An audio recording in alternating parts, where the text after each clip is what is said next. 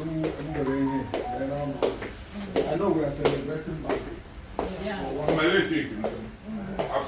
Oh, but you will know. I am the war, my better. Our Jim, we got on before. Okwuruora. Okwuruora, somewhere Maya. They don't know. Ọkọ ga-ere nwata n'aka ọ naghị emebi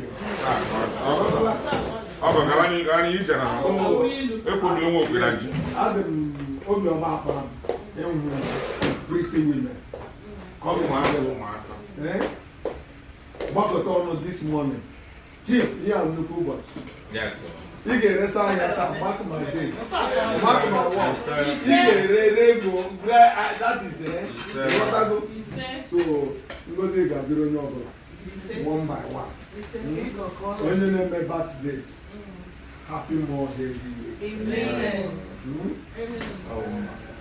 ụmụ ị ga-ahụ bụ ụmụ anyị nwa ụmụkwana ihe ịghọtala ọ ekpere onye ọbụla. Yes. I'll soon be one. No, I'm It's my law. It's my law. Now we the marry in for. Yeah, for real, it's true, it's true. Also,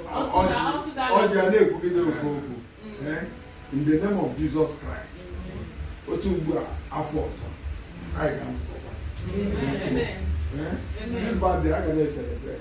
And each and every one of us, I can celebrate in good health and happiness.